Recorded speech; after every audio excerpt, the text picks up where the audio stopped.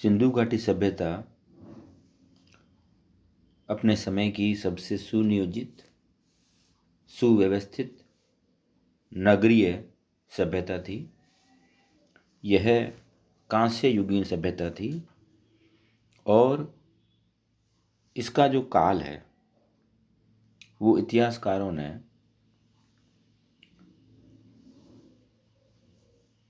2250 ईसा पूर्व से 1750 ईसा पूर्व के मध्य माना है। अधिकांश इतिहासकार इसे मानते हैं और इसकी जो लिपि है, जो लेखन शैली थी, उसे अभी तक पढ़ा नहीं गया है या पढ़ने का प्रयास नहीं किया गया है। इसीलिए जो पुरातात्विक स्थल हैं और वहाँ से जो हमें सामग्रियाँ प्राप्त हुई है, उस आधार पे हमने इसके बारे में अनुमान लगाया है। सिंधु सभ्यता के जो नगर हैं उनके अवशेषों से हमें पूर्व एवं पश्चिम दिशा में 2 टीलों पर आवास मिले हैं। पूर्व दिशा स्थित टीले पर नगर या फिर आवास क्षेत्र के साक्ष्य मिलते हैं और पश्चिमी टीले पर थोड़ा गढ़ी अथवा दुर्ग के प्रकार के हमें साक्ष्य मिलते हैं। लोथल एवं सुरकोटला दोनों गुजरात में हैं। यहाँ के दुर्ग और नगर क्षेत्र दोनों एक ही परकोटे या रक्षा प्राचीर से घिरे मिलते हैं। हड़प्पा, मोहनजोदड़ो तथा कालीबंगा की नगर योजना एक समान थी एवं कालीबंगा में हमें सुव्यवस्थित जल निकास प्रणाली के नहीं होने एवं पक्की ईंटों के स्थान पर कच्ची ईंटों के बने मकान के प्रमाण मिलते हैं। कालीबंगा में जो हमें नालियाँ जो मिली है वो लकड़ी के गट्ठर को बीच में से जो है वो खोखला कर कर और उसकी हमें नालियाँ मिली है, लेकिन वो सुव्यवस्थित जल निकास प्रणाली नहीं मिलती है। हड़प्पा सभ्यता के किसी भी पुरास्थल से किसी भी मंदिर के अवशेष नहीं मिले हैं। केवल मोहनजोदड़ो ही एक ऐसा मात्र स्थान है जहाँ से एक स्तूप अवशेष मिला है, यद्यपि इसे कुषाण कालीन माना गया है, क्योंकि जो कनिष्क है उसने यहाँ पे स्तूप का निर्माण करवाया था। मंदिर तो हमें बहुत बाद में मिले हैं। मंदिर जो है वो निर्माण शैली बहुत बाद में, गुप्त काल में जो है वो मंदिर निर्माण शैली अपने उत्कर्ष पे थी। बहुत बाद की बात है मंदिर और मूर्तियाँ।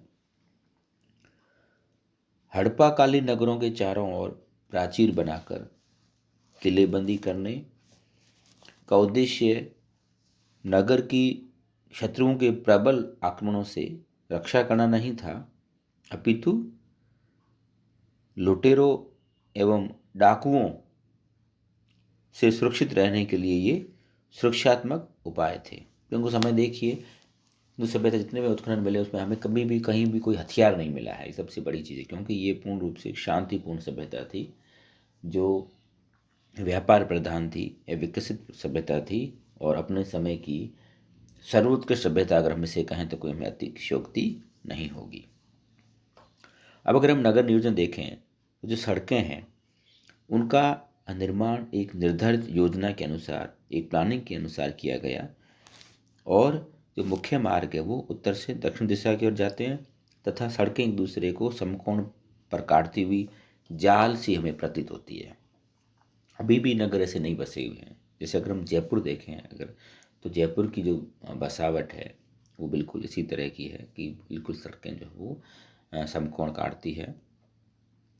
कालीबंगा में निर्मित सड़कों एवं गलियों को एक समानुपातिक ढंग से बनाया गया था। नगर की प्रमुख सड़क को पुरातत्ववेत्ता प्रथम सड़क कहते हैं। आमतौर पर नगरों में प्रवेश पूर्वी सड़क से होता था और जहाँ यह प्रथम सड़क से मिलती थी उसे ऑक्सफोर्ड सर्कस कहा गया है। सड़कें मिट्टी की बनी होती थी। नाली जो है, जल निकास प्रणाली, वो सिंधु सभ्यता की अद्वितीय विशेषता थी जो हमें अन्य किसी भी समकालीन सभ्यता में प्राप्त नहीं होती है। जितनी भी सभ्यताएं हैं, चाहे वो सुमेर हो, मेसोपोटामिया हो, चीन हो, मिस्र हो, जितनी भी सभ्यताएं मिली है वहाँ हमें कहीं भी जल निकास प्रणाली के प्रमाण नहीं मिलते हैं। नालियाँ ईंटों या पत्थरों से ढकी होती थी। इनके निर्माण में मुख्यतः ईंटों और मोर्टार का प्रयोग किया जाता था, पर कभी कभी चूने और जिप्सम का प्रयोग भी किया जाता था। घरों से जल निकासी मोरियों द्वारा, छोटी छोटी जो जल निकासी की छोटी छोटी नालियाँ जो बनी होती है उनके द्वारा होता था, जो मुख्य नालियों में गिरती थी।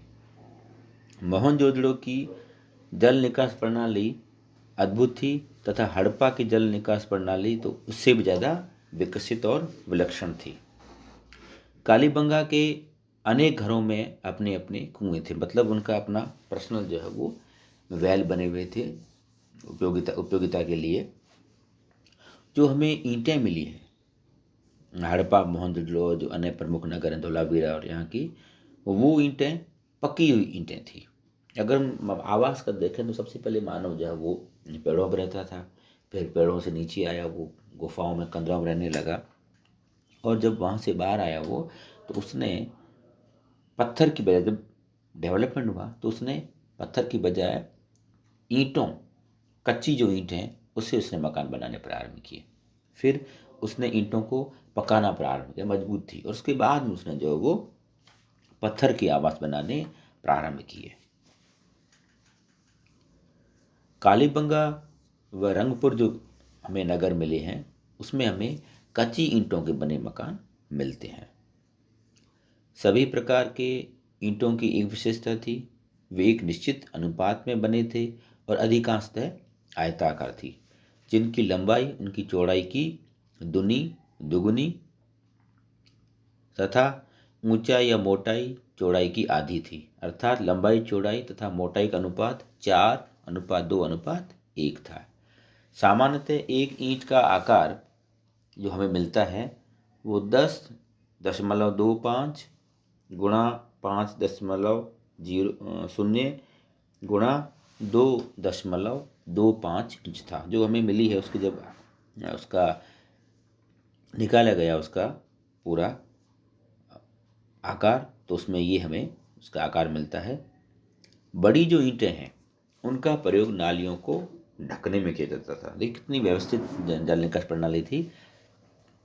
मोहनजोदड़ो से मिली हड़प्पा सभ्यता की सबसे बड़ी जो ईंट है वो हमें 51 सेंटीमीटर गुणा 26.27 सेंटीमीटर गुणा 6.35 सेंटीमीटर के आकार की मिलती है।